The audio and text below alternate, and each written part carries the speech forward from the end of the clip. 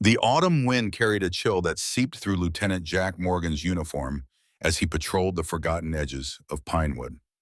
At 58, with retirement just months away, Jack had seen it all, or so he thought.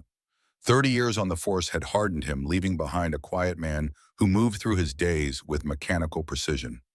Dispatch to Unit 14, we've got a report of a suspicious activity at 1623 Maple Lane.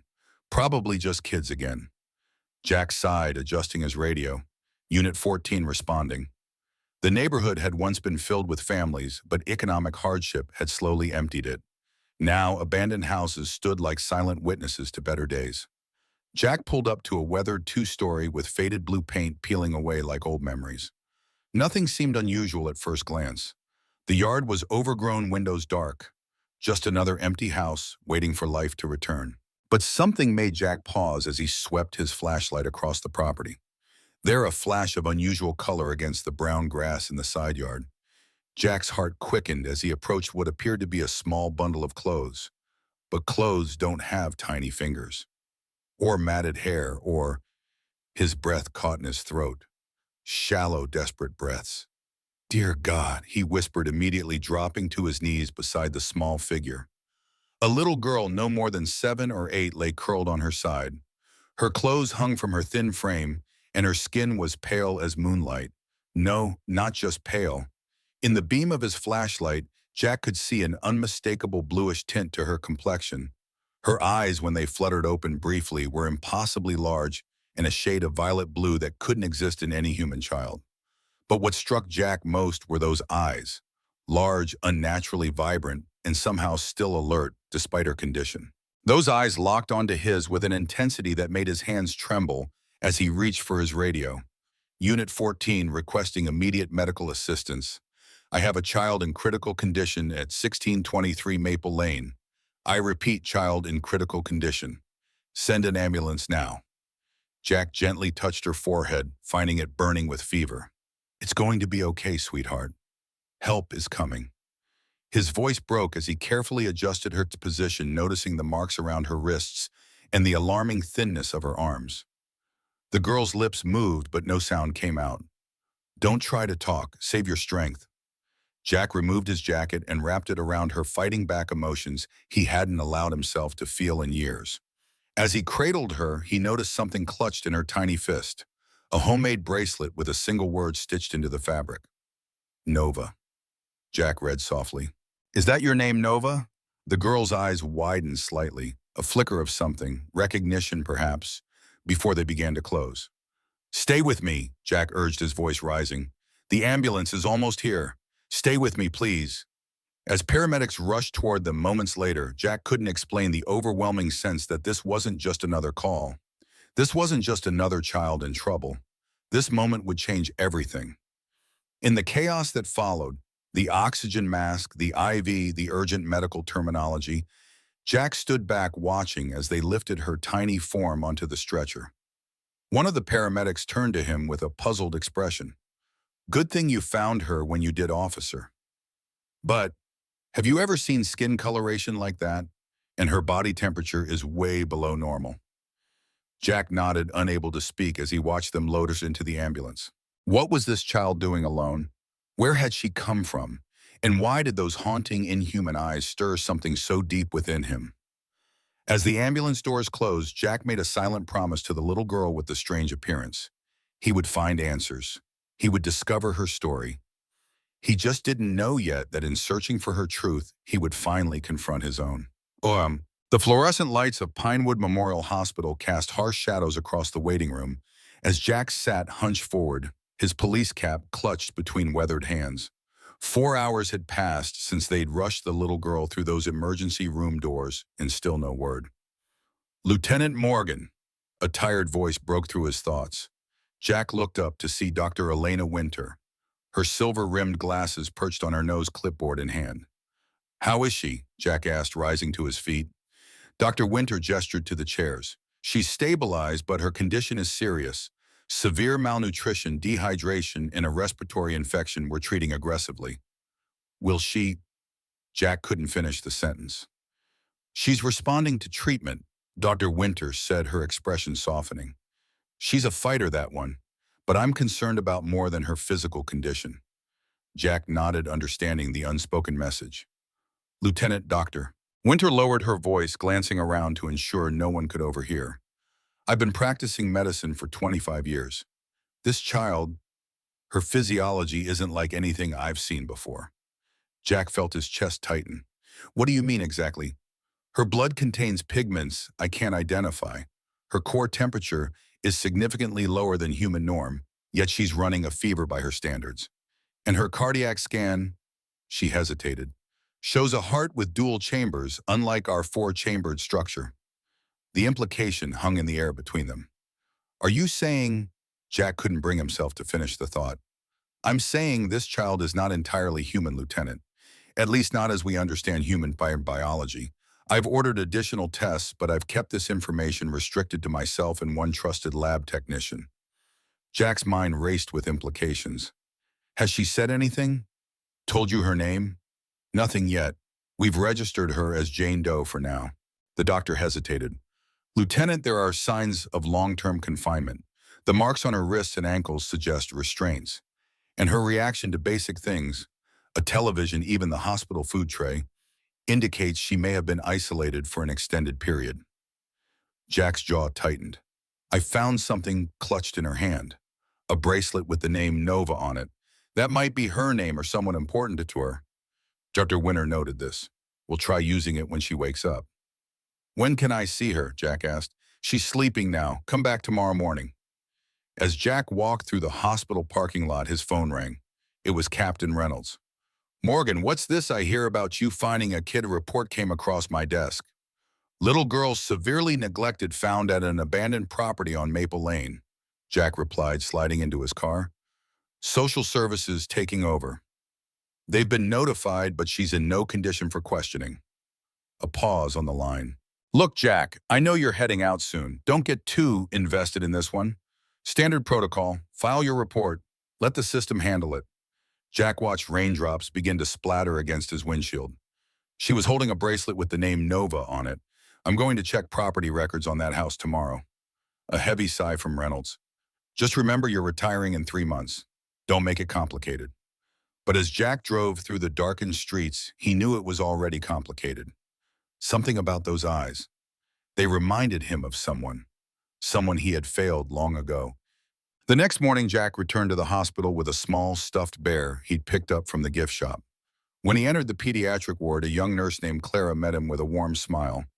Lieutenant Morgan, Dr. Winter said you might come by. Our Jane Doe is awake, but her smile faltered. She's not responding much to anyone. Clara led him to a small room where the girl sat propped up in bed, her thin frame nearly lost among the blankets. Her skin in daylight confirmed his memories. A subtle but unmistakable blue tint. Her eyes, those same deep violet blue eyes, darted to him instantly. Hi there, Jack said gently, approaching the bed slowly. Remember me? I found you yesterday. I brought you something. He placed the bear at the foot of the bed, careful not to move too quickly. The girl stared at him, unblinking, her eyes too large for her small face. I was wondering if your name is Nova, Jack tried. Is that your name, sweetie? Something flickered in her eyes, not recognition of the name, but something else. Her gaze shifted to the bracelet now resting on the bedside table. Jack followed her gaze. Is Nova someone you know or something important to you? The girl's lips parted slightly, but no sound emerged. Clara whispered from behind him. That's the most response we've gotten from her all morning. Jack sat in the chair beside the bed, instinct telling him not to push further. Instead, he began to talk quietly about simple things. The weather, the friendly squirrel he'd seen on the hospital grounds, the kind nurses. As he spoke, he noticed the girl's shoulders gradually relaxing, her fingers loosening their grip on the blanket. When he finally stood to leave, promising to return, the girl's hands suddenly moved. A small, quick gesture toward the bracelet. I'll help you find out what happened, little one, he said softly. I promise. Walking out of the hospital, Jack made a decision that defied his captain's warning. This wouldn't be just another case file. This child wasn't just another statistic to be processed through the system.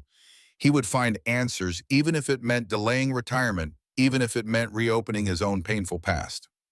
The abandoned house on Maple Lane stood silent under the morning sun, its faded blue exterior a stark contrast to the crime scene tape that now framed the property. Jack ducked under the yellow barrier badge glinting as he approached the front door. "Morning, Morgan," called Detective Martinez, who'd been assigned to the case. "Thought you'd be enjoying your pre-retirement days on easy patrol." Jack shrugged. "Just following up. The girl's condition is still critical." "Well, we've done the preliminary sweep." Martinez flipped through his notepad. "No signs of forced entry, no evidence of other occupants. Honestly, looks like she might have been homeless seeking shelter." Jack's instincts told him otherwise. "Mind if I take another look around?" "Be my guest. I'm heading back to the station." Martinez handed him a pair of gloves. "Sometimes I think you forget you're almost retired." When Martinez's car disappeared down the street, Jack stood in the doorway taking in the house with fresh eyes. Dust covered most surfaces, but as he moved through the living room, subtle details caught his attention. A couch with a depression in one cushion, a shelf with spaces where items had recently sat leaving dust-free rectangles. Someone was living here, Jack muttered to himself.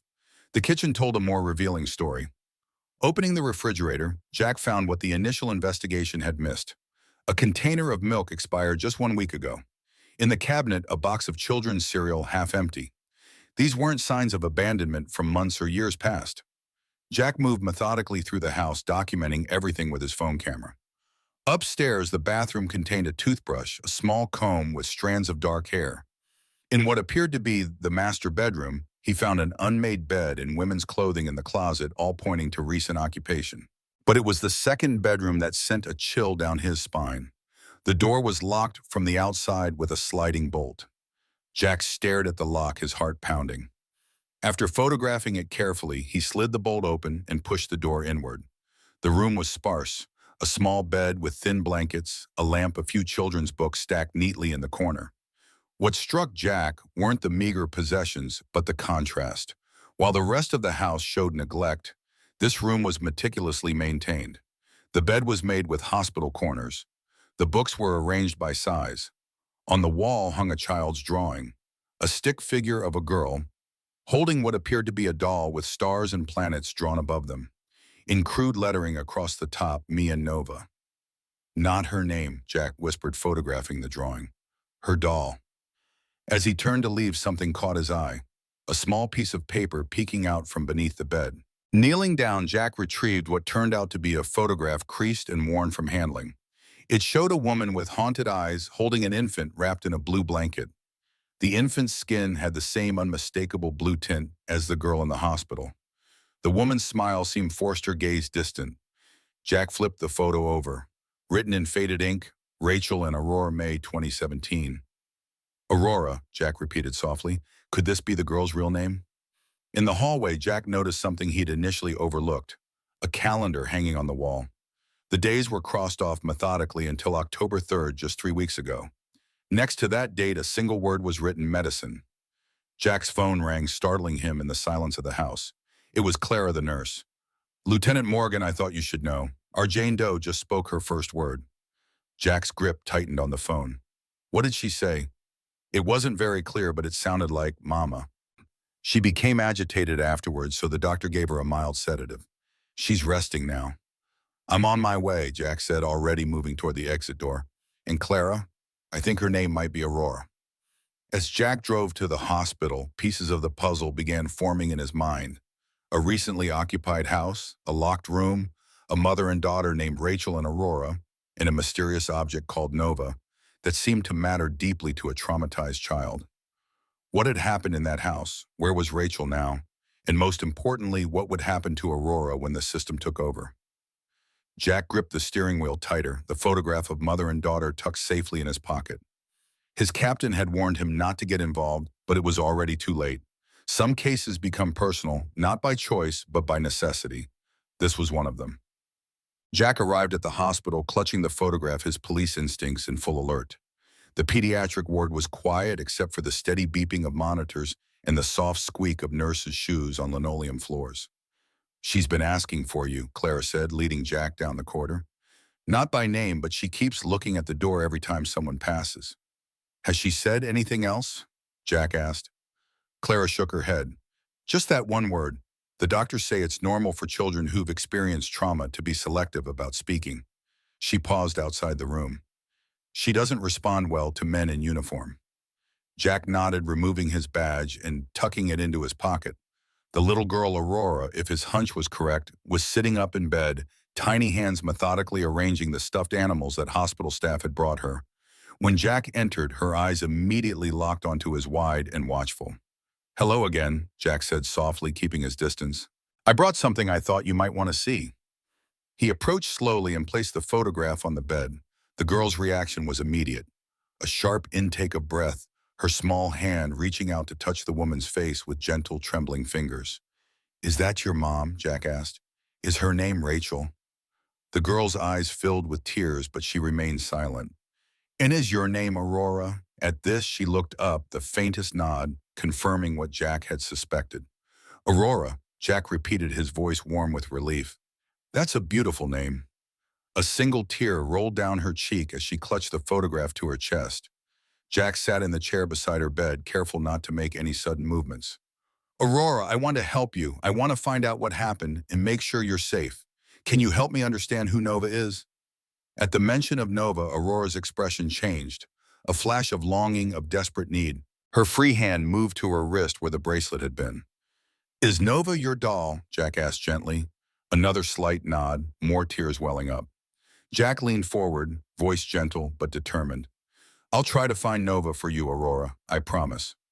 After leaving Aurora's room, Jack headed straight to the police station. The records department was his destination.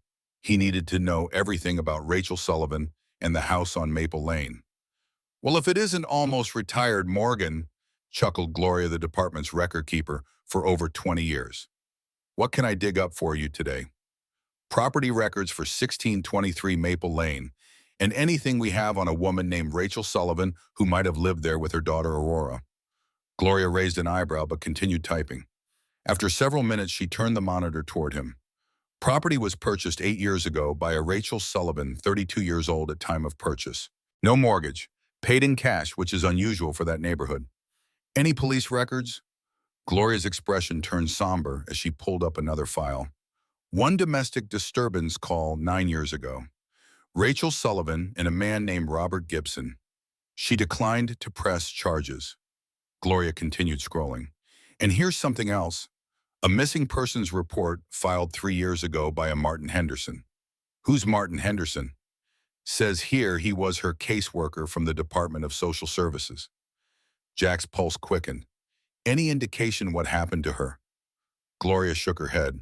"Report was filed. Preliminary investigation conducted, but nothing conclusive. Case went cold." She looked up at Jack with knowing eyes. "This about that little girl they found?" Jack nodded. "I need everything you can get me on Martin Henderson." While Gloria searched for contact information, Jack reviewed the property records. Rachel Sullivan had paid $145,000 in cash for the house, a significant sum for someone with no visible employment history. "Here's Henderson," Gloria said, handing Jack a slip of paper. "Retired 2 years ago, lives over in Westridge now." Jack pocketed the information. "One more thing. Any record of a child registered to Rachel Sullivan, birth certificate, school enrollment, medical records?" Gloria's search came up empty.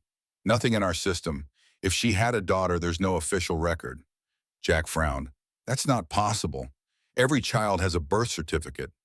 "Unless," Gloria lowered her voice, "the birth was never registered. It happens more often than you'd think." As Jack walked to his car, pieces of the puzzle swirled in his mind. A house purchased with cash, a woman reported missing by her social worker, a child with no official records, and somewhere a doll named Nova that meant everything to a little girl who had lost everything else. His phone rang. "Captain Reynolds." "Morgan, what are you doing? Martinez tells me you're still poking around that abandoned house." "The house wasn't abandoned, Captain. A woman named Rachel Sullivan lived there with her daughter, our Jane Doe. The girl's name is Aurora." A heavy sigh from Reynolds. "Jack's Social Services is sending someone tomorrow." "This isn't our jurisdiction anymore." "Something's not right about this case," Jack insisted. "The girl was locked in a room. There are no official records of her existence, and the mother was reported missing 3 years ago, but somehow was still living in that house until recently." And you're going to solve all this in your last 3 months on the force. Reynolds' voice was skeptical. Jack watched a family walk past his parked car, parents swinging a laughing child between them, the simple joy of their connection making his chest ache. Someone has to, he said quietly. Don't make me order you to stand down, Morgan. Jack ended the call without responding, already plotting his next move. He would visit Martin Henderson tomorrow.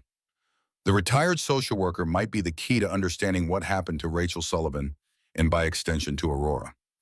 As Jack started his car, he couldn't shake the image of Aurora's face when she saw her mother's photograph. Behind the trauma and the fear, he'd glimpsed something else. Hope. He wouldn't extinguish that hope, not while he still had a badge, not while he could still make a difference. Morning light streamed through the hospital windows as Jack entered Aurora's room, carrying a small gift bag. 3 days had passed since finding her, and the difference was remarkable. Her cheeks had more color, and the doctors had removed some of the monitoring equipment. Good morning, Aurora, Jack said cheerfully. I brought you something. Aurora watched him with those intelligent eyes that seemed to hold so many unspoken words. Jack placed the gift bag on her bed. Go ahead, open it. With careful movements, Aurora reached into the bag and pulled out an assortment of small dolls, different sizes, shapes, and materials. Jack had spent the evening visiting every toy store in the area, hoping one might resemble the mysterious Nova. I thought maybe one of these might look like your special friend, Jack explained, watching her reaction closely. Aurora examined each doll meticulously, her expression falling with each one that wasn't Nova. After the last doll was set aside, she looked up at Jack with such profound disappointment that his heart ached. I'm sorry, Aurora, I'll keep looking. Clara entered with a breakfast tray. How are we doing this morning? She asked brightly, setting the tray on the bedside table. We were hoping one of these dolls might be like her Nova, Jack explained. Clara studied the collection. These are all factory-made dolls. Maybe Nova was something special. Handmade, perhaps. The suggestion sparked something in Jack's memory. The crude stitching on Aurora's bracelet. You might be right. As Clara helped Aurora with breakfast, Jack stepped into the hallway to make a call to Martin Henderson, the retired social worker. To his surprise, Henderson agreed to meet him that afternoon. When Jack returned to the room, he found Clara sitting beside Aurora's bed, showing her a picture book. Lieutenant Morgan has been working very hard to help you, Aurora, Clara was saying gently. He wants to find Nova for you. What happened next stunned both adults in the room. Aurora looked directly at Jack, her lips parting with effort, and whispered her first words to him. Nova keeps secrets.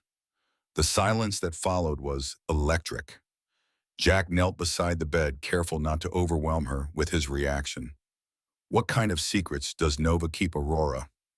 But Aurora had retreated back into silence, her eyes downcast. It's okay, Jack reassured her. You don't have to say more until you're ready, but thank you for telling me that. It helps. As Jack drove to his meeting with Henderson, those 3 whispered words echoed in his mind. Nova keeps secrets. Not a simple doll then, but something more. A confidant, a keeper of mysteries. Finding Nova wasn't just about recovering a lost toy. It was about uncovering whatever truths lay hidden in a little girl's silent world. The retirement community where Henderson lived was immaculate with manicured lawns and cheerful flower beds. Jack steeled himself as he approached the door.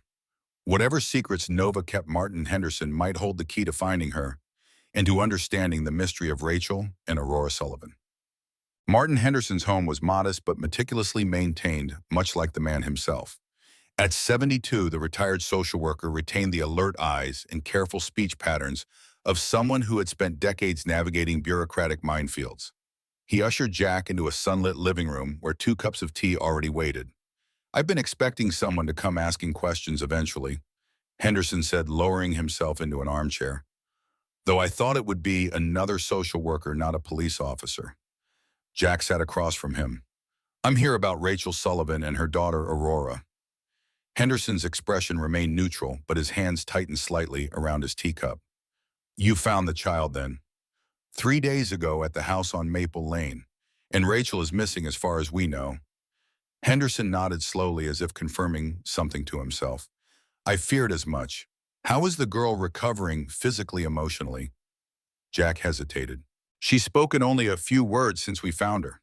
It's a miracle you found her at all. Henderson set down his cup. I filed that missing persons report 3 years ago, you know. Followed up monthly for the first year. No one seemed particularly concerned, just another unstable woman who'd fallen through the cracks. Tell me about Rachel, Jack prompted. How did you become her caseworker? Henderson's gaze drifted to a wall of photographs. Children's faces, hundreds of them, spanning what must have been his entire career. Rachel was referred to our department after a domestic incident. She was pregnant, then terrified her baby would be taken from her because of her circumstances. What circumstances? Jack asked. She had been in an abusive relationship with Robert Gibson, had developed some unhealthy coping mechanisms. Henderson chose his words carefully. But unlike many clients, she was determined to create a stable home for her child. She found that house on Maple Lane, paid cash from a settlement related to her family's estate. Jack leaned forward. But something went wrong. Henderson sighed heavily. The system failed her, Lieutenant Morgan.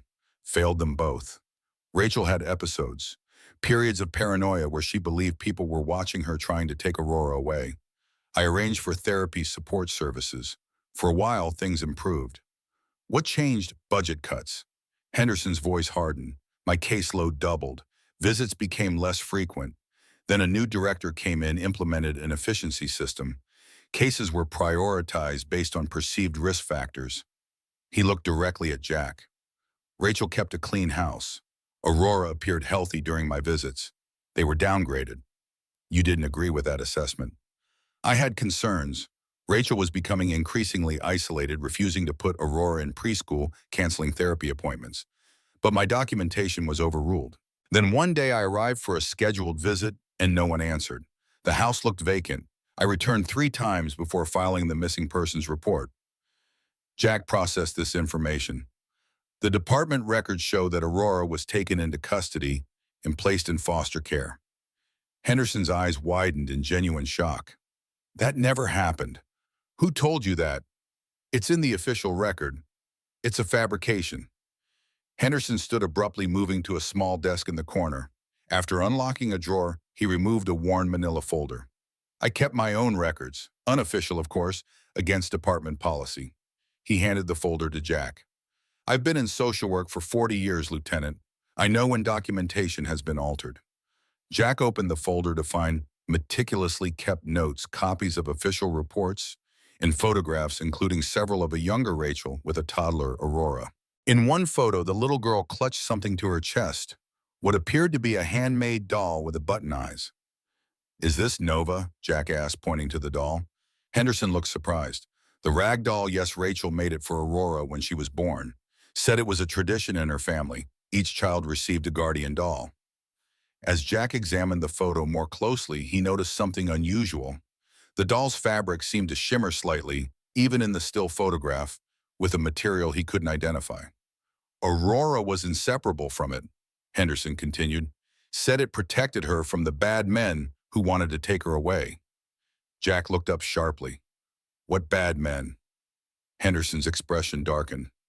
Rachel believed Robert Gibson wasn't just an abusive ex-boyfriend. She claimed he was part of a larger organization, people in positions of authority who were looking for Aurora specifically. Why would they want Aurora? Jack asked, though the strange blue tint of the child's skin flashed in his mind. Henderson hesitated, lowering his voice. Rachel told me things I found hard to believe at the time. She said Aurora wasn't entirely human, that she'd rescued her from a facility where they were conducting experiments. The room seemed to grow colder as Henderson continued. I assumed it was paranoid delusion until I saw Aurora's medical readings during a checkup I arranged. Temperature, heart rate, blood work, all unusual. The doctor I trusted wrote it off as instrument error, but I saw the data. Jack stared at the photographs, his mind racing. Mr. Henderson, who would have had the authority to alter official records about Aurora's case, the retired social worker's expression darkened. Only 2 people, the department director, Marion Graves, and the case supervisor who took over when I raised concerns, Robert Gibson. The name hit Jack like a physical blow. Robert Gibson. The same Robert Gibson who was involved in the domestic disturbance call with Rachel 9 years ago. Henderson's eyes widened. You didn't know Gibson joined the department 6 years ago. He was assigned as a supervisor for my cases when I began asking too many questions about Rachel and Aurora. Jack carefully returned the documents to the folder, his mind racing. I need to borrow these, Mr. Henderson. Of course, but Lieutenant Henderson gripped Jack's arm with surprising strength. Be careful. If records were deliberately falsified, someone has gone to great lengths to make these two people disappear from the system. As Jack drove away, the folder secure beside him, he couldn't shake the chill that had settled in his chest. What had begun as a mystery about an abandoned child had transformed into something far more sinister, a deliberate attempt to erase a mother and daughter from official existence. And somewhere in the middle of it all was a man named Robert Gibson, whose connection to this case ran deeper than anyone had realized. The afternoon sky darkened as Jack pulled up to the house on Maple Lane, Henderson's folder tucked securely under his arm. Rain began to fall in heavy drops, matching his somber mood as he ducked under the police tape. Inside the house felt different now. Not just abandoned, but layered with secrets he was only beginning to uncover. Jack moved purposefully through the room, searching with new knowledge. The photograph of Nova, the rag doll, had given him a clear target. If I were Rachel, he murmured to himself, worried someone might take my daughter, where would I hide her most precious possession? Jack recalled his own daughter, Caroline's habits, how she tucked her favorite teddy bear under her pillow during the day, believing it kept nightmares away. The memory sent a pang through his chest, but also sparked an idea. He returned to Aurora's room, examining it with fresh eyes. The thin mattress, the carefully arranged books, nothing beneath them. He ran his hands along the edges of the window frame, checked for loose floorboards, tapped the walls for hollow spaces. Nothing. Frustrated, Jack sat on the edge of the bed, Henderson's folder open beside him. He flipped through the photographs again, studying each one carefully.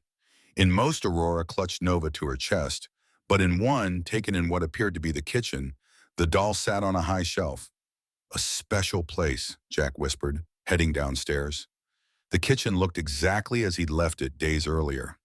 Jack's gaze traveled to the upper cabinets. Too obvious a hiding place. He scanned the room methodically until his eyes landed on an old cast-iron stove in the corner. Unlike the rest of the kitchen, it appeared decorative rather than functional. Jack approached it slowly, running his fingers along the ornate edges. When he tried the small iron door, it swung open easily, revealing not ashes but a small cavity. Empty. His disappointment was palpable, but something about the space caught his attention. The interior dimensions seemed off. He reached inside, feeling along the back wall, his fingers detecting a slight seam. Pressing firmly, he felt a section give way, revealing a hidden compartment. Bingo, he breathed carefully, extracting a bundle wrapped in faded fabric. Unwrapping it on the kitchen table, Jack found not only Nova, the handmade rag doll with button eyes and yarn hair, but also a small leather-bound journal. The doll was well-worn, clearly loved, with small repairs visible on its arms and dress. The material it was made from seemed to shimmer faintly in the dim light, with patches that almost appeared to glow from within. The journal, by contrast, looked relatively new, its pages filled with neat, precise handwriting. Jack gently set Nova aside and opened the journal to its first entry, dated just over 3 years ago. They're watching us again. I saw a car parked across the street for 2 hours today. When I went to check, it drove away. Robert has found us, I'm certain of it. After all this time, he's still determined to take her from me. I won't let that happen. We're running out of options, but I have a plan. The entries continued, becoming increasingly concerned about surveillance and threats. Rachel described creating a safe room where Aurora would be protected, detailed her growing reluctance to allow her daughter outside where they might see her. Jack's heart grew heavier with each page. The journal painted a picture of a mother's mental health deteriorating under the weight of genuine fear, her protective instincts warping into something that ultimately isolated her child from the world. In the final entries, dated just weeks earlier, Rachel's handwriting had changed, becoming shaky, difficult to read. Getting weaker. The medicine isn't working anymore. If something happens to me, whoever finds this, please tell my Aurora that everything I did was to protect her. Nova knows all our secrets. Nova will guide her home. The last page contained only a name and address. Claire Sullivan, 1429 Oakdale Drive. My sister, Aurora's only family left. Jack stared at the name, a jolt of recognition hitting him. Claire Sullivan. Clara Sullivan. Could it possibly be the same Clara who worked as a nurse at the hospital, the Clara who had been caring for Aurora? He carefully rewrapped the doll and placed it with the journal in his jacket, protecting them from the rain. As he locked up the house and returned to his car, Jack's mind raced with questions. If the hospital Clara was indeed Rachel's sister, why hadn't she recognized her own niece? Or had she? The rain pounded against his windshield as Jack headed toward the hospital, the ragdoll Nova secure beside him. Whatever secrets this family held, it was time to bring them into the light for Aurora's sake. Behind him, unnoticed in the storm shadows, a dark sedan pulled away from the curb, following at a careful distance. The rain had subsided to a gentle patter by the time Jack reached the hospital, the sky clearing to reveal patches of late afternoon sunlight. He sat in the parking lot, Nova and the journal on the passenger seat, gathering his thoughts. If Nurse Clara was indeed Rachel's sister, why would she remain silent about her connection to Aurora? It made no sense unless she too feared something. Or someone. Jack pulled out his phone and dialed Gloria from records. Gloria, I need everything you can find on a Clara Sullivan currently working as a nurse at Pinewood Memorial. And yes, this is related to our Jane Doe case. On it, Gloria replied, her fingers already tapping audibly across her keyboard. Anything else? What can you tell me about Robert Gibson's current position with social services? More typing. Gibson's listed as Assistant Director of Child Protective Services, promoted last year. That's convenient, Jack murmured. Oh, that's interesting, Gloria said suddenly. What is it? Clara Sullivan, 32, has only lived in Pinewood for 2 years. Nursing license transferred from Oregon. Not much history before that. It's like she appeared out of nowhere. Or changed her identity, Jack suggested quietly. Thanks, Gloria. One more thing. Can you find any connection between Clara Sullivan and Rachel Sullivan? I'll dig deeper and call you back.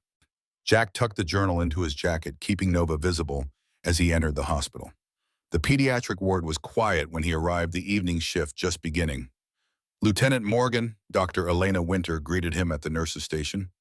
Aurora's been asking for you in her own way, of course. She keeps looking at the door whenever someone passes Piname. Is Clara on duty tonight? Jack asked casually. Just finished her shift. You probably passed her in the parking lot. Dr. Winter tilted her head curiously. Everything okay? Fine, I found something that might help Aurora. Jack held up the rag doll. Dr. Winter's eyes widened. That looks well loved. Where did you find it? At the house. It's her special doll Nova. The doctor nodded approvingly. Having a comfort object could be tremendously beneficial for her recovery. She's in her room. Go ahead. Jack found Aurora sitting up in bed, listlessly pushing food around on her dinner tray. When she saw him, her eyes brightened slightly. But when she spotted what he carried, everything changed. Her face transformed, eyes widening, a small gasp escaping her lips. I found her, Aurora, Jack said softly, approaching the bed. I found Nova. Aurora reached out with trembling hands. When Jack placed the rag doll in her arms, she clutched it to her chest with such intensity that tears sprang to his eyes. For several moments, she simply held Nova, rocking slightly, her face buried in the doll's yarn hair. Then in a voice so quiet, Jack had to lean closer, she whispered, You found her. You found Nova. I promised I would. Jack replied, his own voice thick with emotion. Aurora looked up at him, her eyes clearer than he'd ever seen them. Mommy said Nova would keep me safe until someone good came. Jack carefully sat on the edge of the bed. Your mom loved you very much, Aurora. She wanted to protect you. Where is she? The question was simple but devastating in its innocence. Jack chose his words carefully. Your mom got very sick, sweetheart. She tried very hard to take care of you, but sometimes when people are that sick, they have to go away. Aurora's eyes filled with tears, but she nodded as if this confirmed something she already sensed. She said she might have to go to heaven, but Nova would stay with me. Jack fought back his own emotions. Can I ask you something about Nova? Your mom wrote that Nova keeps secrets. What did she mean? Aurora looked down at her doll, then carefully turned it over. With small fingers, she pulled at a loose seam in Nova's back, revealing a tiny pocket. From inside, she withdrew a small key. Mommy's special box, she explained, holding it out to Jack. Under the big bed, for the good person who would help me. Jack stared at the key, understanding washing over him. Rachel had prepared for the worst. had somehow known she might not survive to protect her daughter. She'd left clues that only Aurora would know how to reveal to someone who cared enough to find Nova. Aurora, do you know Nurse Clara, the nice lady with the red hair who brings you books? Aurora nodded. She looks like Mommy in the pictures. Has she told you that she knew your ma? Confusion crossed Aurora's face. No, but she's nice to me. Jack patted her hand gently. I'll be back tomorrow, Aurora. You keep Nova close tonight, okay? As Jack left the room, his phone rang. Gloria calling back. Morgan, I found something. Clara Sullivan's original name was Claire Sullivan. She changed it legally 5 years ago after a reported domestic incident. Jack's pulse quickened. Is she related to Rachel Sullivan? She's Rachel Sullivan's younger sister. I knew it, Jack muttered. Thanks, Gloria. As he reached his car, Jack noticed a folded piece of paper tucked under the windshield wiper. Opening it, he found a hastily scribbled message. Meet me at Riverside Park. South entrance, 9:00 p.m. Come alone. I need to explain about Aurora. Clara Jack checked his watch. 7:30 p.m. He had time to return to the house on Maple Lane, find the special box Aurora had mentioned, and make it to the park by 9. Whatever secrets Rachel Sullivan had been keeping, it seemed they were finally ready to come to light. The house on Maple Lane stood silent under the evening sky, its windows dark and watchful as Jack approached. With a small key clutched in his hand, he felt like he was crossing a threshold not just into the house, but deeper into the mystery that had consumed his thoughts for days. Inside, Jack headed directly to the master bedroom, Aurora's words echoing in his mind. Under the big bed, she had said. Kneeling beside Rachel's bed, Jack swept his flashlight beneath it, revealing nothing but dust and a few forgotten items. He frowned, then realized Aurora's perspective would be different. To a child, the big bed might not be her mother's bed, but something else entirely. Jack searched room by room until he reached the living room where an old sofa bed stood against the wall. This must be it, he murmured, pulling the cushions off and checking underneath the frame. There, secured to the metal support, was a small lockbox. The key slid in perfectly. Inside, Jack found several items carefully preserved. A USB drive, a stack of photographs, legal documents, and a sealed envelope with his name written on it. His name. Jack stared at the envelope in disbelief. How could Rachel Sullivan have known to address an envelope to him specifically? With unsteady fingers, he opened it and began to read. To whoever finds this, I hope you are someone kind, someone who cares what happens to my daughter. I've watched you from the windows these past months. The officer who walks this beat, who takes time to speak with the elderly residents, who once helped Mrs. Abernathy when she fell on her porch. If you're reading this, you found Aurora, and you've cared enough to find me too. Thank you. Jack swallowed hard, remembering the old woman who had fallen last spring, how he'd helped her inside and called her son. Rachel had been watching him, evaluating him, long before he knew she existed. The letter continued, detailing how Rachel had fled from Robert Gibson years ago, changing their identities repeatedly to stay hidden. Gibson, using his position in social services, had tracked them from city to city, determined to take Aurora. I didn't know what he was when we met. By the time I learned the truth, I was already pregnant. That's when I discovered what they were doing at the facility. Experiments on beings not from this world. Aurora was the only child who survived their tests. I couldn't leave her there. She deserved a chance to live, to be loved. So I took her and ran. Gibson has hunted us ever since. Not just because I stole his subject, but because Aurora carries within her knowledge that could expose them all. My sister Claire doesn't know where we are. I cut contact to protect her too. If you're reading this, I'm probably gone. Please find Claire Sullivan. She changed her name, just like I did, to escape Robert's influence. Tell her everything. She's the only family Aurora has left. And please understand, Aurora is not dangerous. She is special. Her gifts could help humanity if they're not exploited. Nova contains proof of what Gibson and his organization have done. More than a doll, she's a vessel for truth that only Aurora can fully access. Protect her. Please, Rachel. Jack carefully packed everything back into the lockbox. The final piece was clicking into place.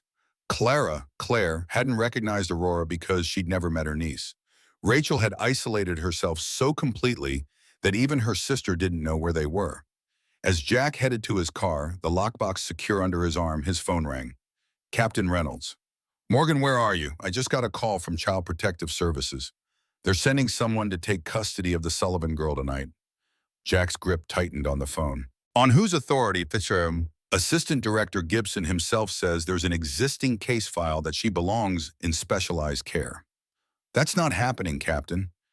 Gibson is involved in this. He's the reason Rachel Sullivan was hiding. I have documentation, a journal, a letter. Jack Reynolds interrupted, his voice unusually gentle. I understand you've connected with this child, but we have to follow protocol. Gibson has the paperwork. Then get me some, Jack said firmly. Call Judge Winters. Get me emergency temporary guardianship until we sort this out. Reynolds, I'm begging you. This girl has been through enough. A long pause. I'll see what I can do. But Jack, don't do anything foolish in the meantime. Jack ended the call and checked the time. 8:40 p.m. He needed to get to Riverside Park to meet Clara. She might be the only person who could help protect Aurora now. The park was mostly empty as darkness fell, a few evening joggers and dog walkers making their final rounds. Jack approached the south entrance, the lockbox tucked under his arm, scanning for Clara's familiar red hair. Instead, he spotted a figure sitting alone on a bench beneath a lamppost. A woman with blonde hair pulled back in a ponytail, her nurse's scrubs replaced by jeans and a dark jacket. If he hadn't known to look for her, Jack might not have recognized her at all. Lieutenant Morgan, Clara said quietly as he approached. Thank you for coming. You changed your hair, Jack observed sitting beside her. Clara touched her blonde locks self-consciously. Old habits. Whenever I feel threatened, I change something about my appearance. Her eyes fell on the lockbox. You found it. Aurora had the key in her doll. Clara's eyes filled with tears. My sister always was clever. Even when her mind started playing tricks on her, she never lost that. She took a deep breath. I need to tell you everything, and we don't have much time. Robert Gibson has discovered Aurora is at Pinewood Memorial. I know he's sending someone tonight. Jack's face hardened. Then we have even less time than I thought. Listen carefully, Lieutenant Morgan. The story I'm about to tell you goes much deeper than you realize. And Aurora's safety depends on you believing every word. The park grew quieter as Clara's story unfolded, street lamps casting long shadows across their bench. Jack listened intently, the lockbox heavy on his lap.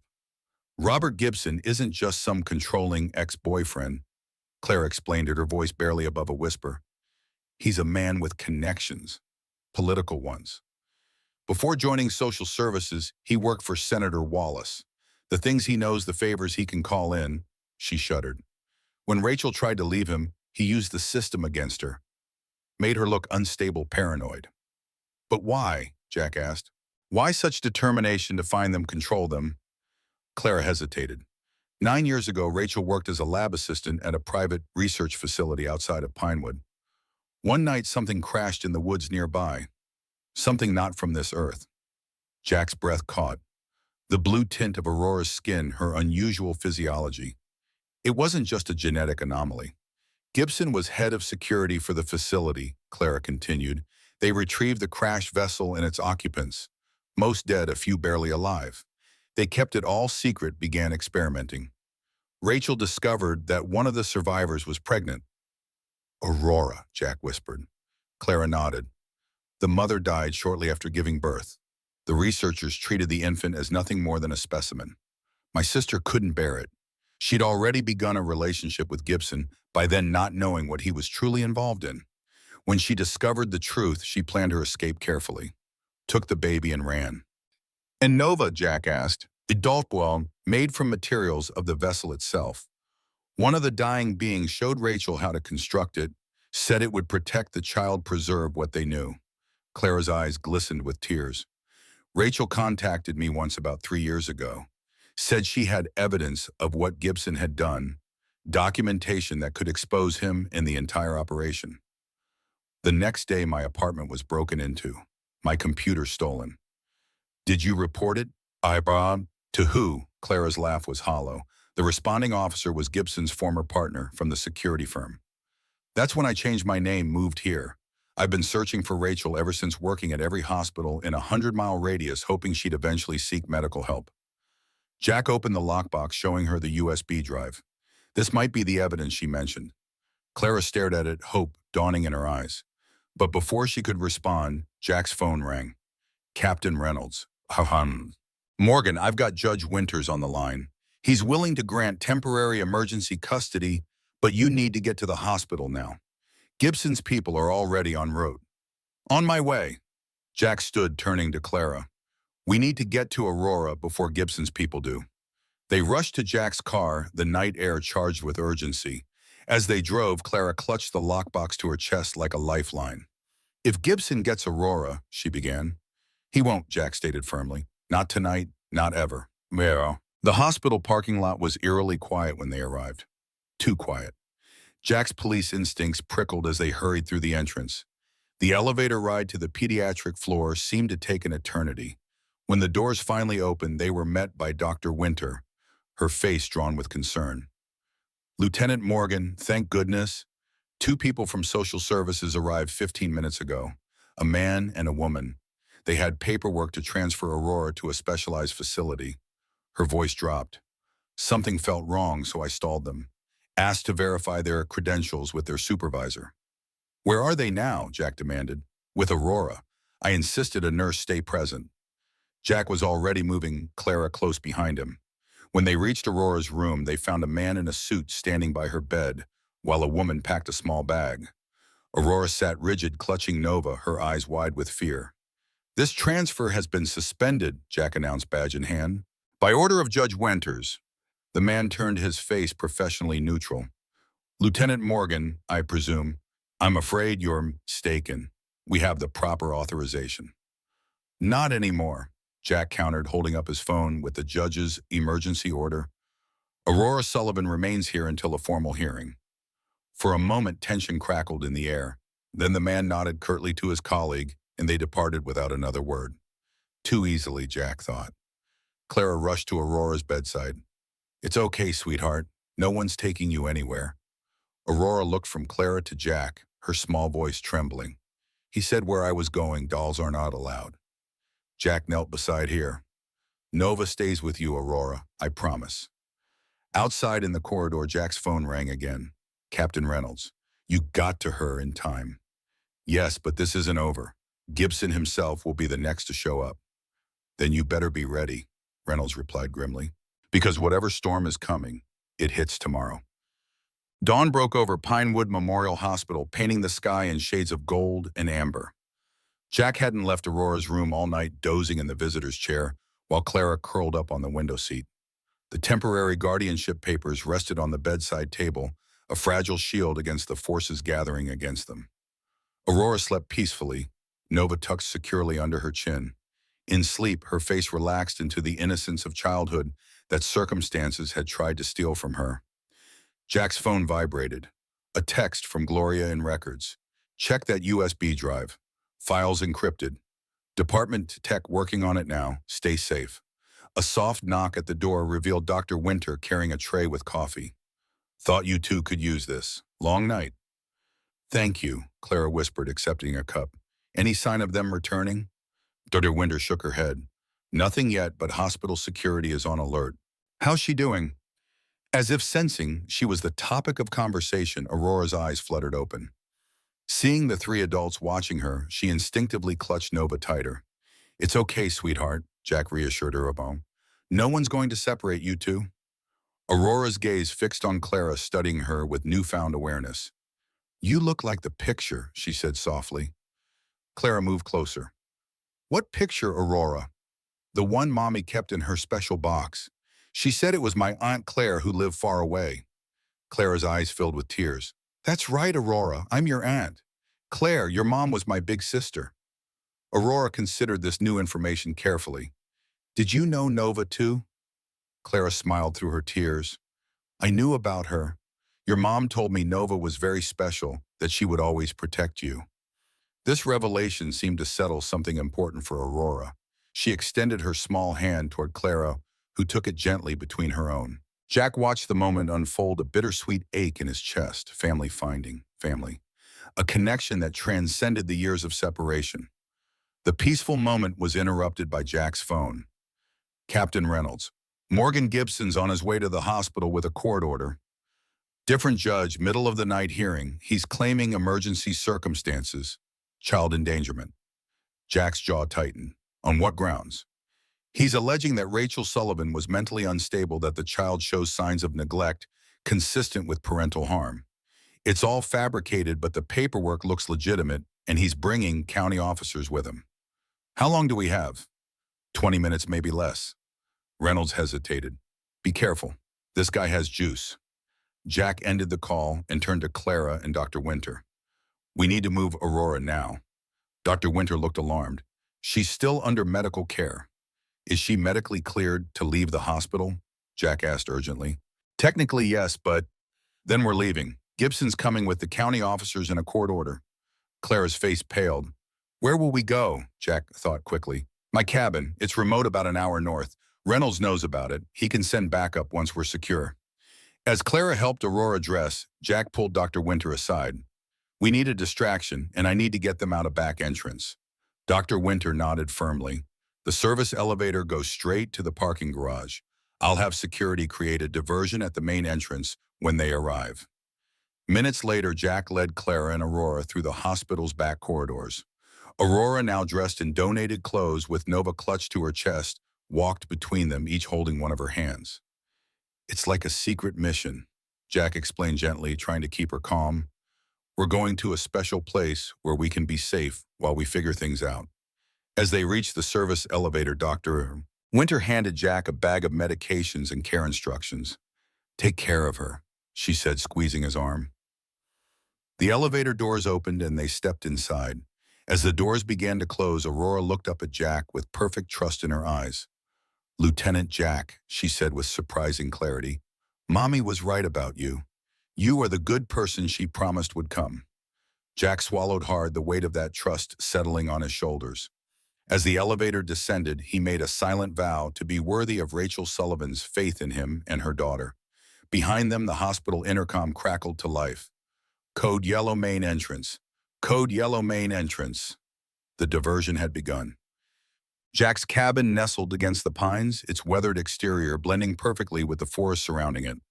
As they pulled up the gravel driveway, Aurora pressed her face against the car window, eyes wide at the towering trees and glimpses of the lake beyond. Is this where you live? She asked, the most words she'd strung together since they'd found her. Sometimes, Jack smiled. It was my grandfather's, a place to breathe when the city gets too noisy. Inside the cabin was simple but warm. A stone fireplace, comfortable furniture, and walls lined with bookshelves. While Clara helped Aurora explore, Jack secured the perimeter and made a call to Reynolds. We're safe. Any news? Gibson's furious, Reynolds replied, but Judge Winters is reviewing the conflicting orders. You've bought some time. I've sent a deputy to patrol the road leading to your place, someone I trust completely. And Jack, I ran a background check on Gibson. His credentials are impeccable, but there are gaps. 3 years missing from his employment history before he joined the department. Keep digging, Jack urged, and see if you can get that USB decrypted. I think it contains evidence that could bring Gibson down. As evening fell, they sat together at the small wooden table, sharing a simple meal. For the first time since her rescue, Aurora smiled, a brief, hesitant curving of lips that transformed her entire face. Look, Clara whispered to Jack, nodding toward the child. In that moment of unexpected peace, Jack realized they weren't just hiding. They were giving Aurora something she'd been denied for too long. Normalcy, a chance to simply be a child. That night, as Aurora slept in the cabin's small second bedroom, Clara and Jack sat by the fireplace, speaking in hushed tones. Tell me about your sister, Jack said softly. The real Rachel, not just the frightened woman hiding from Gibson. Clara's eyes grew distant with memory. She was brilliant, scientific mind, but with this incredible empathy. When we were kids, she'd rescue anything wounded. Birds, squirrels, even insects. She smiled sadly. I used to tease her about it, but that was Rachel. She couldn't stand to see anything suffer. She must have been extraordinary to do what she did. Rescue Aurora, stay hidden all those years. She was. Clara's voice caught. I should have looked harder for her. Maybe if I'd found her sooner. Jack shook his head. Don't do that to yourself. Rachel made her choices to protect her daughter, and now you're here to carry on that protection. Clara studied Jack's face in the firelight. You understand this kind of devotion. I can see it in how you are with Aurora. Jack's gaze dropped to the flames. I had a daughter once, Caroline. The simple past tense told Clara everything. I'm sorry, she whispered. She would have been 28 this year. Car accident. 10 years ago. Jack's voice was steady, but his eyes reflected an old pain. You never get over losing a child. You just learn to live with the empty space they leave behind. Clara reached across the space between them, her hand finding his. Is that why you connected with Aurora so quickly? Jack considered this. Maybe partly, but it's more than that. There's something special about her, not just her origins, but who she is. I know what you mean, Clara agreed. Even in just these few days, I can feel it. She has this presence, like she understands more than a child her age should. Gibson knows it too, Jack said grimly. That's why he won't give up easily. Clara's grip tightened on his hand. Then neither will we. Morning sunlight filtered through the pine trees, casting dappled patterns across the cabin floor. Jack stood by the window, coffee in hand, watching Aurora and Clara at the edge of the lake. The little girl was carefully collecting smooth stones, examining each one with serious concentration before adding it to her growing pile. Look at this one, Aunt Claire. Aurora's voice carried clearly across the still water. It's shaped like a star. Her voice so different from the frightened whispers of just days ago. Here, away from the sterile hospital in the shadow of threat, Aurora was slowly emerging from her shell. Jack's phone buzzed with a text from Gloria, USB unlocked. Evidence compelling. Judge Winters wants to see you. Secure video call at noon. Jack glanced at his watch. 10:30 a.m. They had time. When Clara and Aurora returned, their pockets bulging with treasures, Jack prepared a late breakfast. Aurora climbed onto a stool at the counter, Nova propped beside her, and watched him flip pancakes with undisguised fascination. My mom never made pancakes, she said matter-of-factly. We had cereal mostly. Well, these are my grandfather's special recipe, Jack replied, sliding a perfectly golden pancake onto her plate. He said the secret ingredient was cinnamon. As they ate, Jack noticed Aurora studying him with curious eyes. Finally, she asked the question he'd been expecting. Are you going to be my new dad? The directness caught him off guard. Clara froze fork halfway to her mouth. Jack set down his coffee cup. No, Aurora, I'm not trying to replace your parents. Right now, I'm just someone who wants to keep you safe until we figure things out. Aurora considered this, head tilted. But you're taking care of me like a dad would. Yes, I am taking care of you because I care about what happens to you. Because you're a police officer. Jack smiled gently. Not just because of that. Sometimes people connect with each other in special ways, even when they haven't known each other very long. Aurora nodded, apparently satisfied with this answer. Like me and Aunt Claire. I just met her, but I already like her a lot. Clara's eyes filled with tears. I like you a lot too, sweetie. Aurora returned to her pancakes, unaware of the emotional impact of her words. Jack and Clara exchanged a glance over her head, a silent acknowledgement of the responsibility they now shared. At noon, Jack set up his laptop for the video call with Judge Winters. The distinguished jurist's face appeared on screen, his expression grave. Lieutenant Morgan, I've reviewed the evidence from the USB drive. It contains documentation of systematic interference with Rachel Sullivan's case-manipulated reports and concerning communications between Gibson and others in the department. The judge leaned closer to the camera. This goes beyond one family, I'm afraid. It suggests a pattern of children being deliberately lost in the system. What happens now, Your Honor? Jack asked. The state attorney has opened an investigation into Mr. Gibson and several colleagues. In the meantime, I'm extending your emergency guardianship of Aurora Sullivan for 30 days with Miss Sullivan as co-guardian. Judge Winters smiled slightly. That should give us time to untangle this mess properly. And Lieutenant, there's something else on that drive. Something about a research facility outside Pinewood. The FBI has been notified. After the call ended, Jack stepped onto the porch where Clara sat watching Aurora arrange her collection of stones into elaborate patterns on the ground. We have 30 days, he told her quietly. Clara nodded, her eyes never leaving her niece. Do you think it will be enough? Before Jack could answer, Aurora looked up from her stones and waved her face, breaking into a full, genuine smile, the first they'd seen. It's a start, Jack replied, waving back. And right now, that's enough. The days at the cabin settled into a peaceful rhythm. Each morning brought subtle changes in Aurora. Her voice grew stronger, her smiles more frequent, her nightmares less intense. She began to explore the woods with Clara, collect wildflowers, and even laugh occasionally, a sound that made Jack's heart swell every time he heard it. On their fifth day at the cabin, rain drummed steadily on the roof.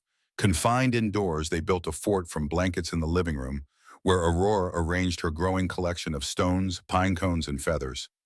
Nova needs a bath, she announced suddenly, examining her beloved doll's worn fabric. She's dirty from being hidden so long. Clara nodded. We could wash her gently in the sink. Would you like that? Aurora considered this seriously. Yes, but... She hesitated, clutching Nova closer. What if she gets ruined? Jack knelt beside her.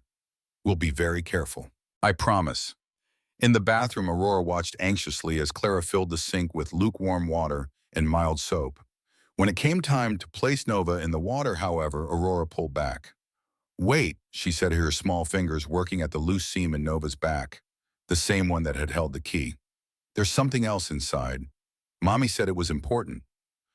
With careful movements, she extracted what appeared to be a small metallic disc from the doll's stuffing. The disc was unlike any material Jack had ever seen, silvery but with an iridescent quality that seemed to shift colors as Aurora held it. What is that? Jack asked quietly. It's from home. Aurora replied simply, as if that explained everything. Mommy said the good person would know what to do with this too. Jack and Clara exchanged glances. What does it do, Aurora? Clara asked gently. Aurora held the disc up to the light.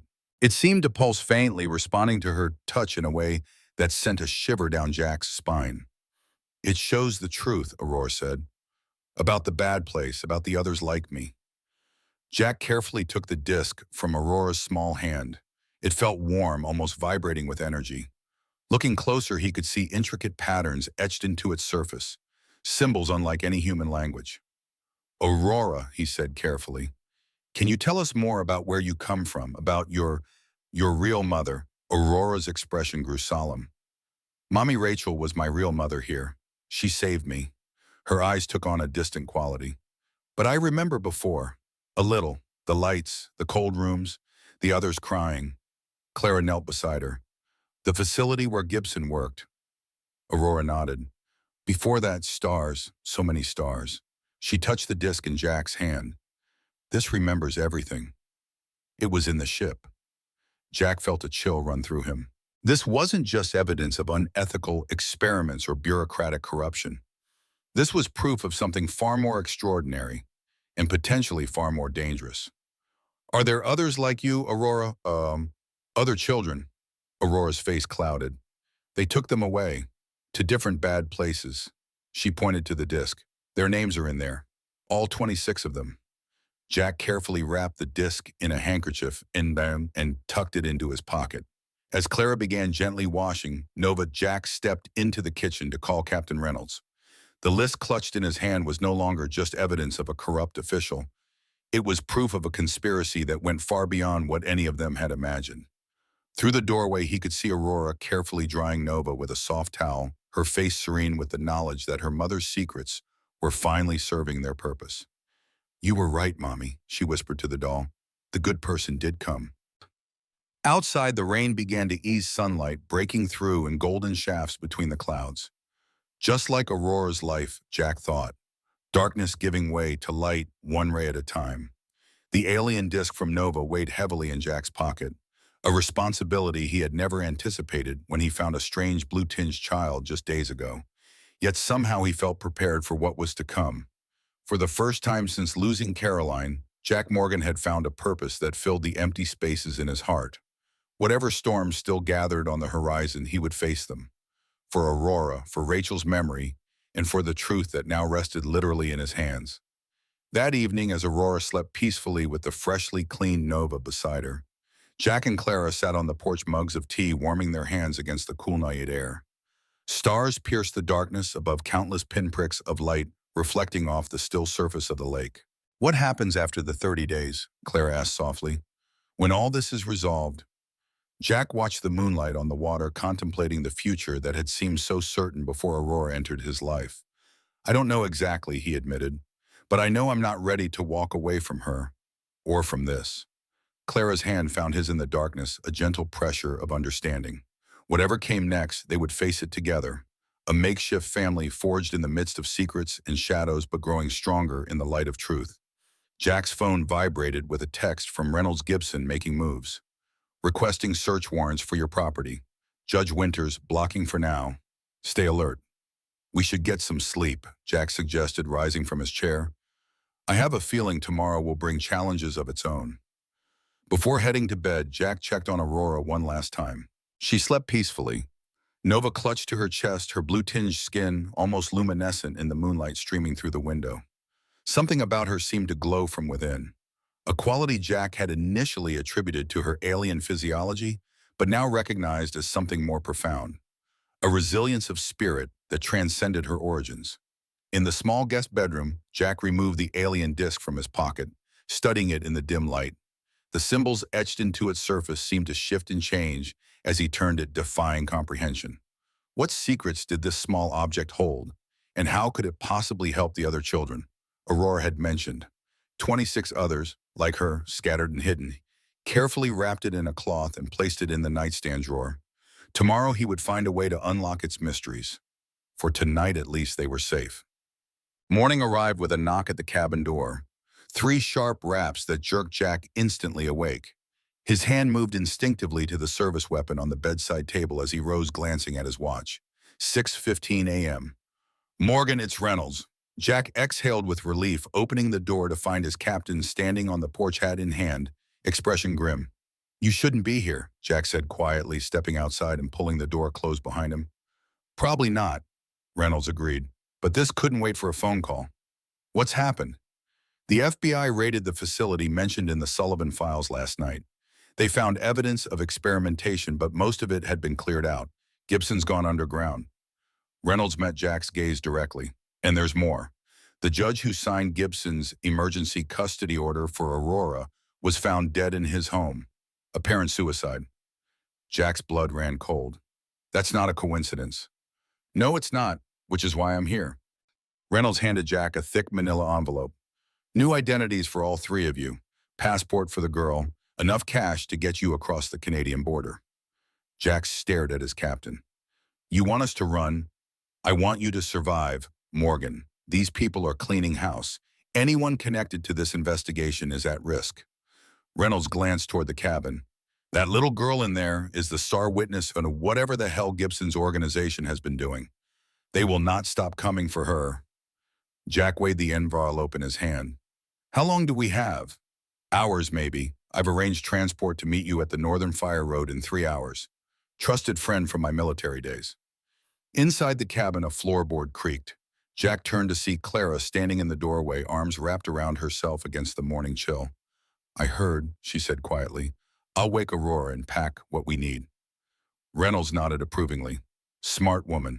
As Clara disappeared back into the cabin, Jack turned to his captain and friend of 20 years. Why are you doing this, James? Risking your career, maybe more. Reynolds' weathered face softened slightly. I was there 10 years ago, Jack. After Caroline, when you were drowning in grief. You pulled yourself back from the edge to keep serving, to keep protecting. I've never forgotten that kind of strength. He placed a hand on Jack's shoulder. And I've seen how you look at that little girl, like you found a purpose again. Jack swallowed, hard emotion rising unexpectedly in his throat. 3 hours, Reynolds repeated. Northern Fire Road. Don't be late. He turned to leave, then paused. Oh, and I had the tech boys take a look at that disc Aurora found in the doll. They couldn't make sense of the symbols, but there was a radiation signature they'd never seen before. Low level, not dangerous, but unique. What does that mean? Reynolds shrugged. No idea. But whatever it is, it's definitely not from around here. As his captain's car disappeared down the gravel drive, Jack stood for a moment in the cool morning air, the weight of responsibility settling firmly on his shoulders. Not just for Aurora's safety, but for the truth she represented. A truth that powerful people would kill to keep hidden.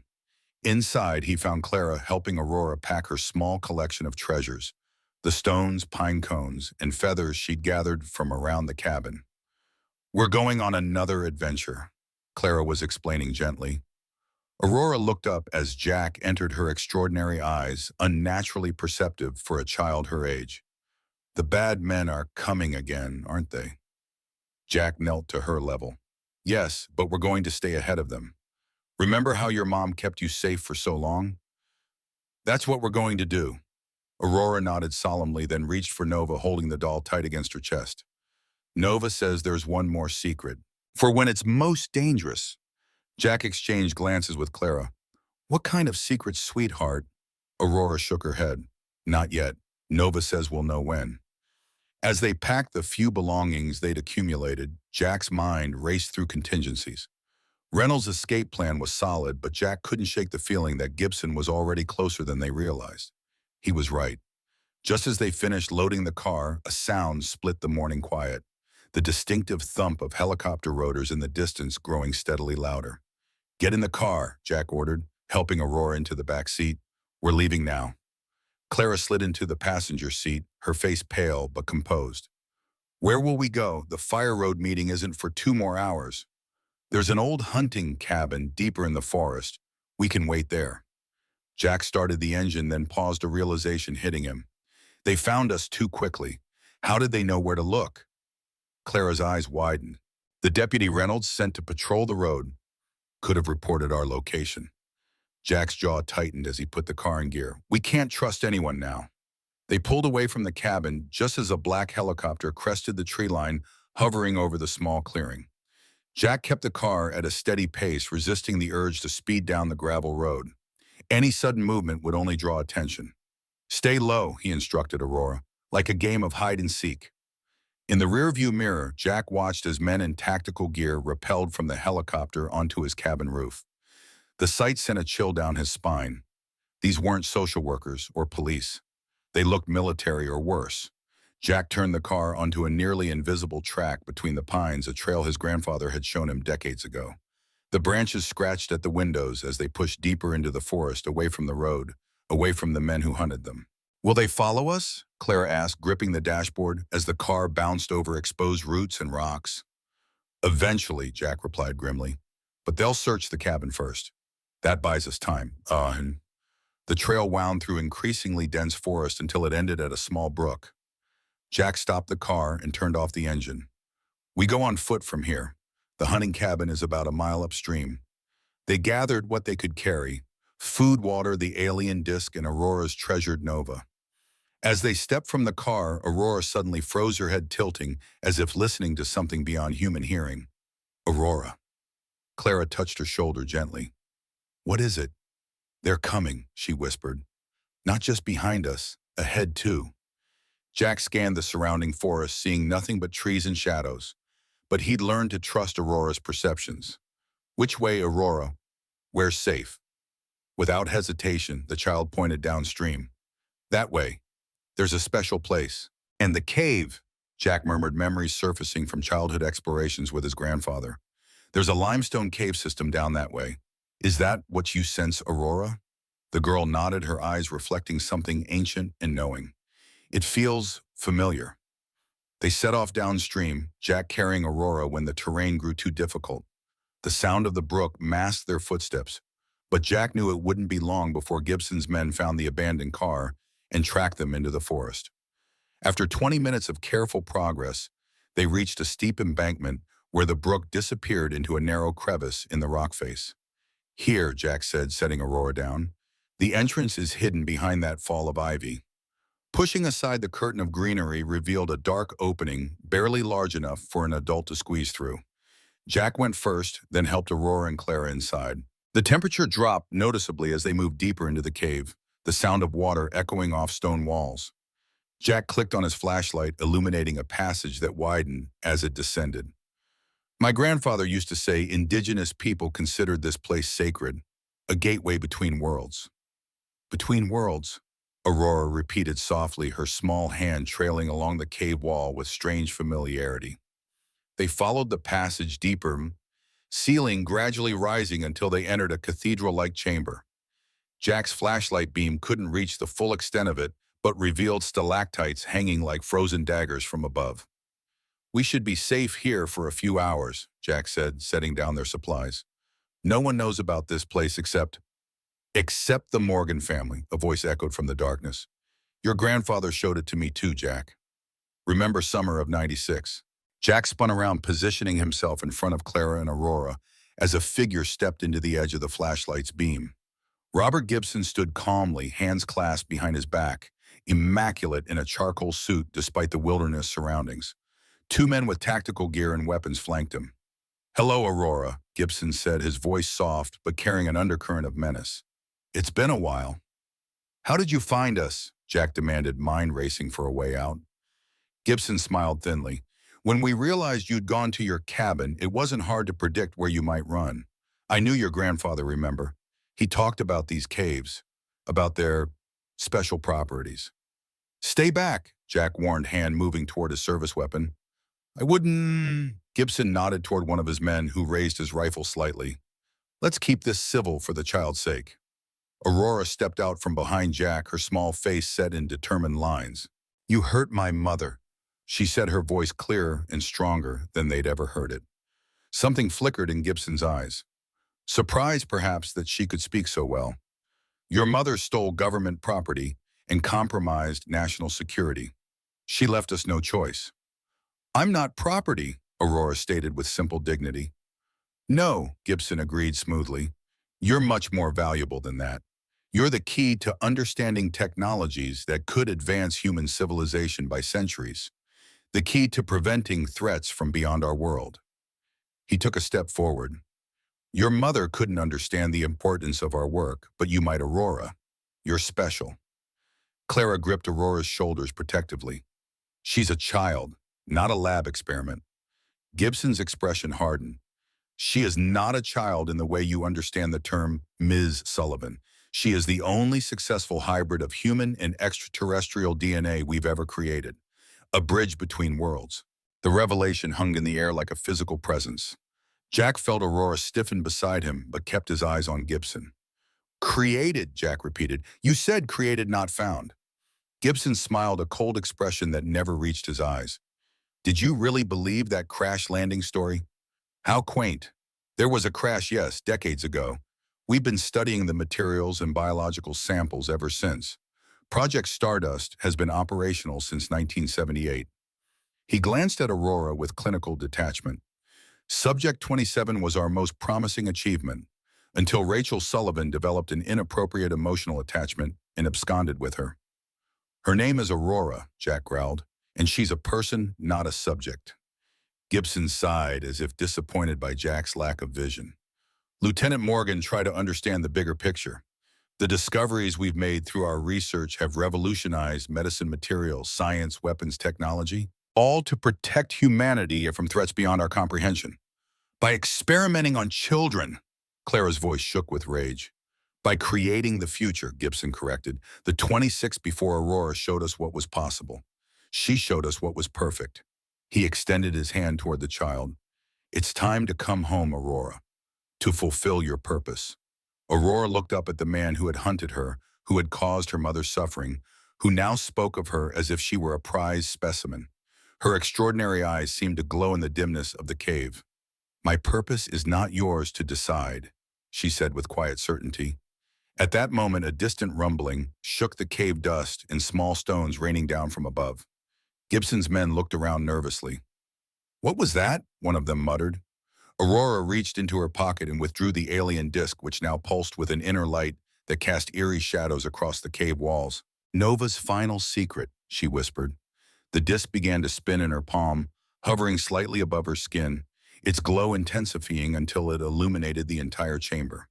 The symbols etched into its surface projected onto the cave walls, rotating, rearranging, forming new patterns. Gibson's face transformed from confusion to hunger. "The navigation core," he breathed. "We searched the wreckage for years. Rachel had it all along." "Not Rachel," Aurora corrected. "Me. It was waiting for me." The disc's spinning accelerated, the light becoming almost blindingly bright. The cave floor beneath them began to vibrate, and from deep underground came a mechanical whirring, as if ancient machinery were awakening after centuries of dormancy. What's happening? Clara gasped, clinging to Jack's arm. Aurora's expression was serene, almost transcendent. The others are coming, the ones who survived. They've been waiting for the signal. Gibson lunged forward, suddenly reaching for the disc. This belongs to the United States government.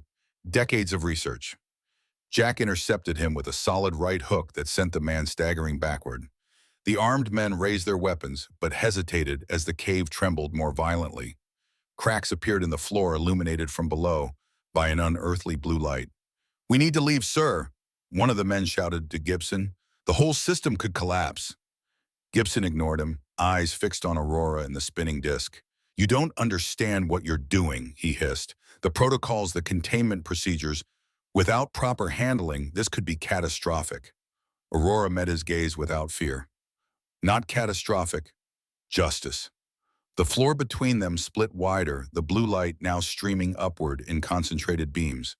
Jack pulled Clara and Aurora backward, away from the growing fissure. "Aurora," he said urgently. "What's happening? What have you activated?" "The ship," she replied simply. "It wasn't destroyed, just hidden, waiting."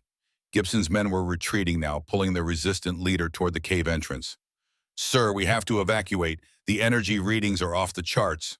As the men disappeared into the passage, Gibson turned back one last time, his face contorted with a mixture of rage and scientific fascination. "This isn't over, Aurora," he shouted over the growing rumble. "What you are, what you represent, is too important." Then he was gone, leaving Jack, Clara, and Aurora alone with the awakening power beneath them. "We should go too," Jack urged, tugging gently at Aurora's arm. But the child stood transfixed, the disc now hovering a foot above her outstretched palm, bathing her in its light. "Not yet," she whispered. "They're almost here." The blue light from below intensified, and with a final violent tremor, the cave floor opened completely. But instead of falling into darkness, they found themselves standing at the edge of a vast chamber that defied comprehension. Below them, half buried in the limestone but now pulsing with renewed energy, was what could only be described as a spacecraft. Not the flying saucer of science fiction, but something far more elegant. A crystalline structure that seemed to bend light around it, making its true size and shape difficult to perceive. "My God," Clara breathed. "It's been here all along." Under the caves, Jack realized. That's why the indigenous people considered this place sacred. They knew. Aurora stepped forward, seemingly unafraid of the precipitous drop. The disc floated from her hand, descending toward the craft in a controlled spiral. As it approached, a section of the crystalline surface rippled and parted like water. From this opening emerged figures. Tall, slender beings with the same blue-tinted skin as Aurora, but more pronounced. Their large, luminous eyes held ancient wisdom and unmistakable intelligence. 3 of them rose from the ship on platforms of light, ascending toward it where Jack, Clara, and Aurora stood. Jack instinctively moved to protect Aurora, but she slipped from his grasp, stepping confidently to the edge. "Aurora," Clara cried in alarm. But the child turned back with a reassuring smile. "It's okay, they're my family too." The first of the beings reached their level, regarding them with curious tilts of their elongated heads. When it spoke, the sound wasn't audible so much as felt. Vibrations that somehow formed words in their minds. "We thank you for protecting the child." Jack swallowed hard, finding his voice. "Who are you?" "We are the Guardians, what your kind would call observers. We have watched your world for millennia." "The ship that crashed," Clara began, "was damaged while evading those who would exploit our technology. We were forced to hide beneath the earth, conserving energy, waiting for the beacon to be activated." The being turned his gaze to Aurora. "You have carried a heavy burden, little one." Aurora nodded solemnly. "My mother died protecting me, and the others like me. Rachel Sullivan's sacrifice will be honored," the being assured her, "as will the suffering of the 26." Jack stepped forward. Gibson said there were others, other children like Aurora. The being's expression was impossible to read, but a wave of sadness emanated from it. "Attempts to merge our genetic material with yours. Many did not survive the process. Those who did were changed." "Changed how?" Clara asked. "Given abilities beyond human norm.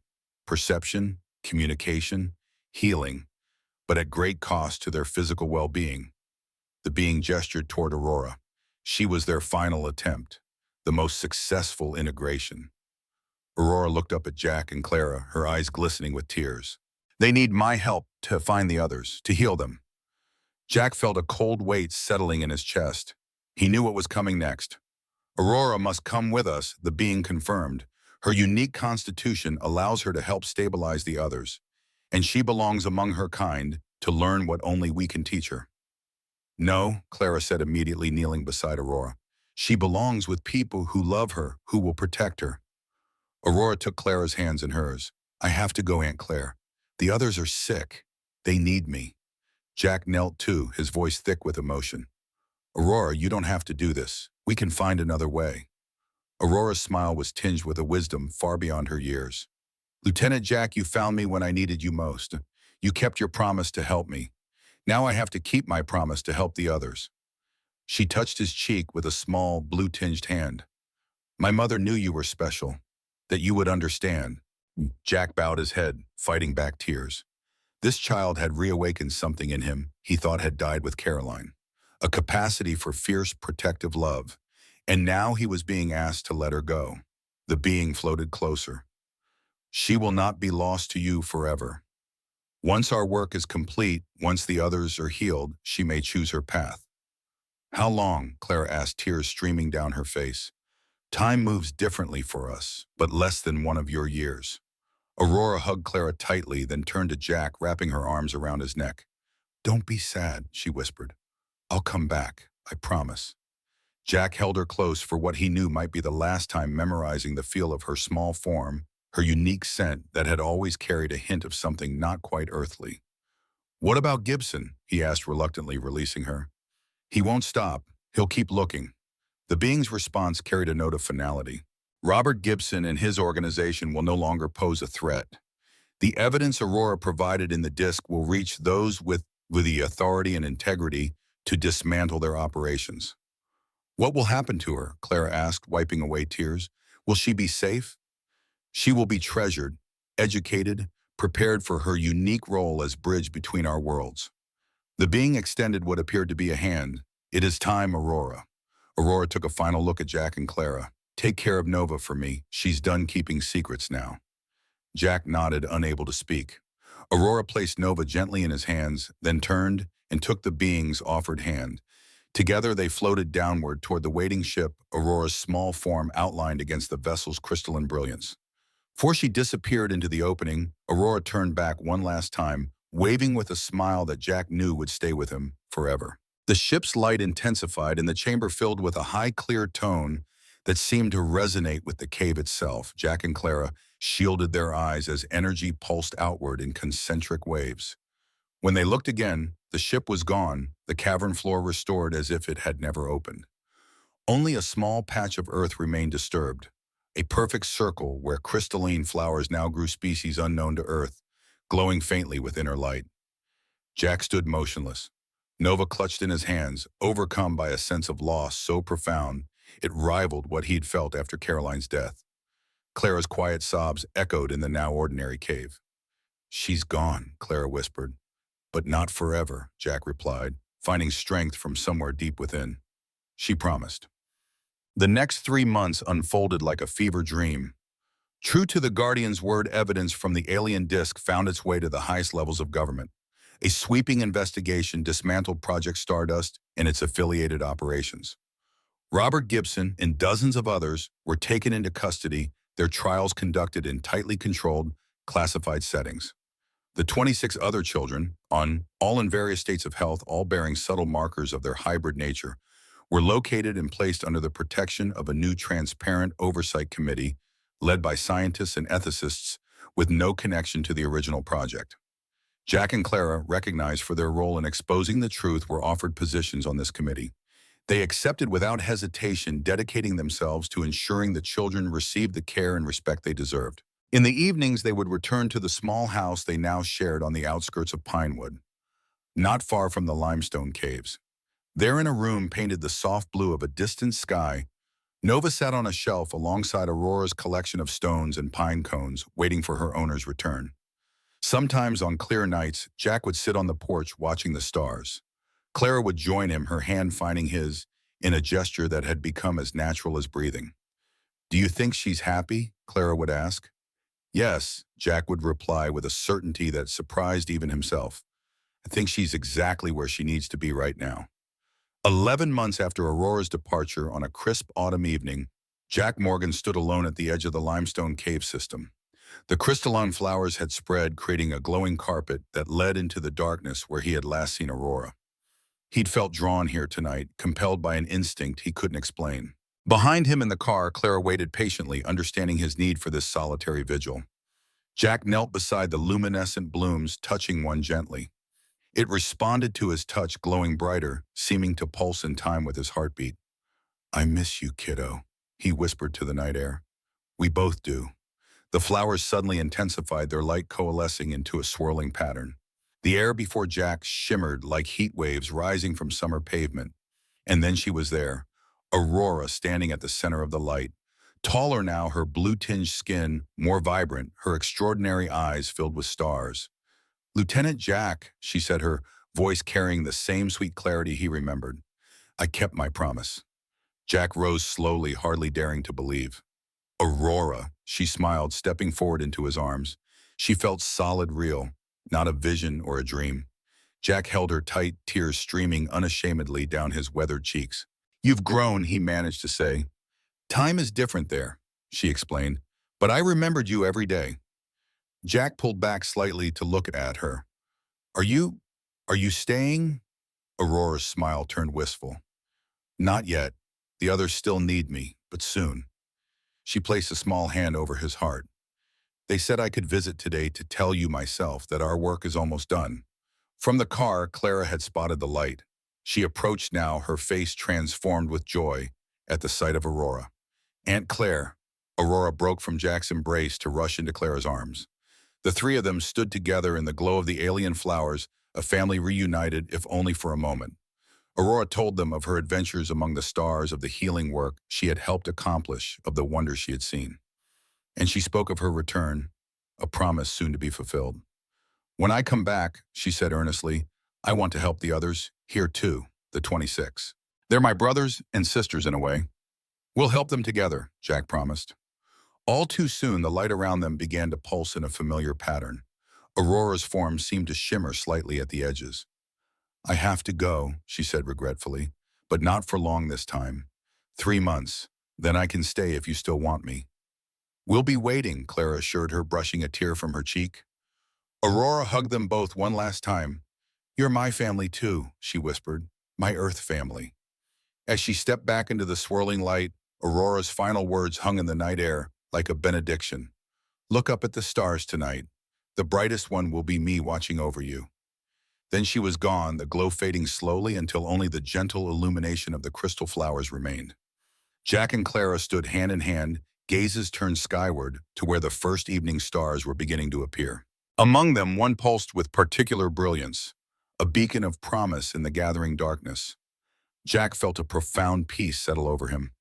In the most unexpected way, he had become a guardian, not just of an extraordinary child from the stars, but of a truth that would forever change humanity's understanding of its place in the universe.